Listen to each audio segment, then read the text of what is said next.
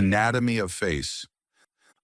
Let's take a closer look at the sensory nerve supply of the face, beginning with the ophthalmic division of the trigeminal nerve, commonly referred to as V1.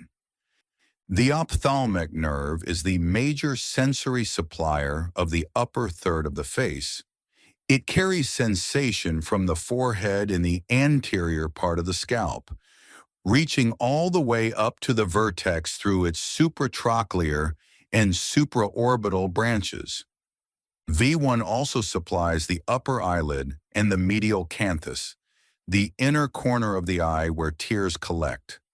Another key area supplied by V1 is the dorsum and the tip of the nose, and this is handled by the external nasal branch of the anterior ethmoidal nerve. A crucial clinical point is that the cornea is also supplied entirely by the ophthalmic nerve. This forms the afferent limb of the corneal reflex, meaning V1 detects the stimulus, while the facial nerve, cranial nerve 7, produces the blink response as the efferent limb.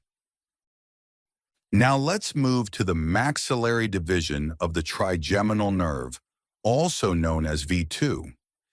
V2 provides sensation to the lower eyelid and the lateral canthus, continuing down to supply the cheek prominence and the ala of the nose, the curved sidewall of the nasal opening.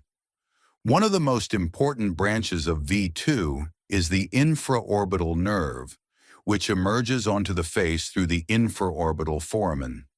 Through this nerve and through the superior alveolar branches, V2 carries sensation from the upper lip, the upper gum, and all the upper teeth. V2 also contributes to the sensory supply of the malar region and the lateral orbital area via the zygomatico-temporal and zygomatico-facial nerves.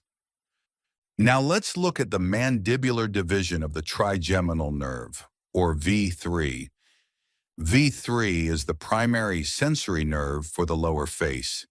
It supplies the lower lip, the chin, and the anterior cheek through branches like the mental nerve and the long buccal nerve. Another major sensory branch of V3 is the auriculotemporal nerve. This nerve curves around the temporomandibular joint and supplies sensation to the preauricular region, the temple, and part of the external ear. A very important exception that students must remember is that not all lower face sensation comes from the trigeminal nerve. The skin over the angle of the mandible and the lower part of the auricle is actually supplied by the great auricular nerve, a branch of the cervical plexus from C2 and C3. Now let's talk about a very high-yield concept in facial anatomy, the dangerous area, or the danger triangle of the face. This is the central region that includes the nose, the upper lip, and the adjacent tissue around them. Why is it called dangerous? Because the facial veins in this region are valveless. This means blood can flow not just outward toward the surface, but also backward, deep into the skull. And the place it can reach is extremely important. The cavernous sinus, a major venous channel located at the base of the brain. There are two major venous pathways through which infection can spread from this triangle to the cavernous sinus. The first route is through the angular vein, which drains into the superior ophthalmic vein, and from there infection can directly reach the cavernous sinus. The second pathway is via the facial vein, which connects to the deep facial vein. This drains into the pterygoid venous plexus and through emissary veins passing through openings like the foramen ovale or foramen lacerum. Organisms can eventually enter the cavernous sinus.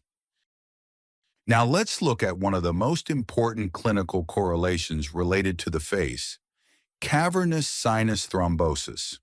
A simple infection, such as a furuncle on the upper lip or the nose, can become dangerous because the facial veins here are valveless.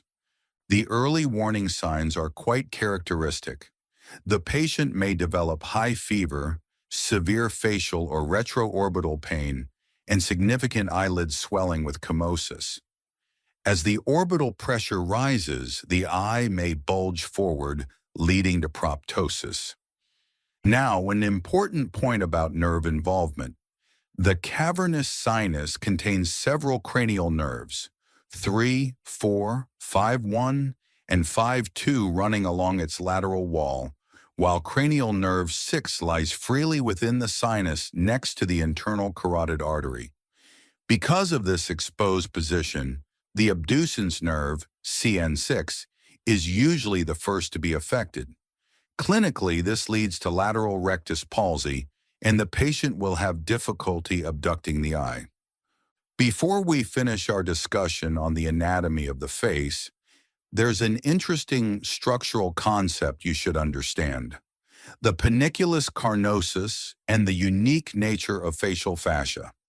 In humans, the panniculus carnosus is represented by a few subcutaneous muscles, such as the facial expression muscles, the palmaris brevis, and the dartos muscle. These muscles lie just beneath the skin and are designed to move the skin, not the joints. Another key feature is that the face lacks true deep fascia except around the parotid and masseter muscles. Because this deeper supporting layer is absent, the soft tissues of the face are more loosely attached. As a result, edema and infection can spread widely across the facial planes with very little resistance.